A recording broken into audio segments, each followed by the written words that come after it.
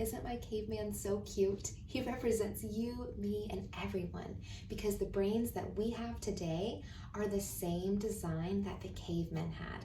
And that design focuses on three main things: to avoid pain, seek pleasure, and be efficient, which also sometimes means just to be lazy. So let me explain. Avoiding pain was a big deal for the cavemen. They didn't want to die. They didn't want to be attacked by other tribes or by animals. So they were always on the lookout, always on high alert to avoid pain. The second thing, to seek pleasure. The cavemen, they liked to eat sweet things. It would give them pleasure. It would give them a dopamine hit. So they would look for those sweet berries. Also, they wanted to feel warmth. So eventually they found out how to make fire, and that was pleasurable to them. The third thing is to be efficient. So when our brains tell us, hey, let's just stay in the cave, let's not go out and use energy to try to invent the wheel or anything else, let's just stay in the cave because it's safe here. We can avoid pain here. We can be efficient, which also kind of means to be lazy. Let's just save up our energy because we might need it later to hunt down a lion or bear or whatever they were eating at the time. So now when we know that's how the caveman brain operated, we can have a lot of compassion and awareness and understanding around how we think about things today. For example, if someone doesn't like you, sometimes it's shocking.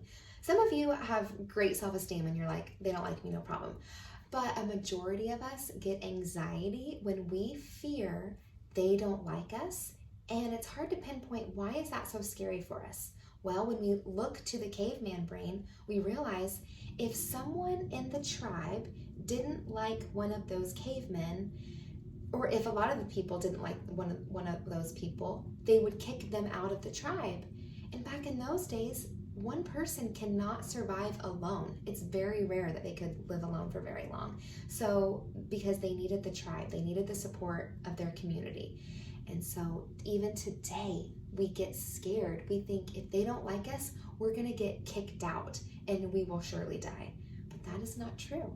When we have the awareness and we say, everything's okay, they don't have to like me and I'm still gonna survive, then we can take a deep breath.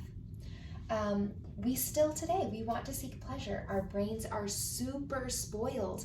If we want food or water or anything to drink, or we want to look up something, we have it on our phone. We have instant access to all these things all of the time.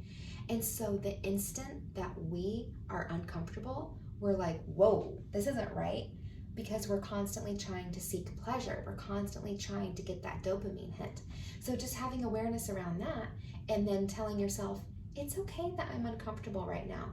It's okay that I'm a little hungry. I don't have to feed myself at the first sign of every little growl of my stomach.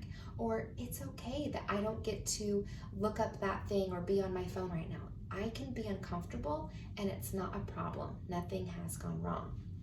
And then over here, about being efficient.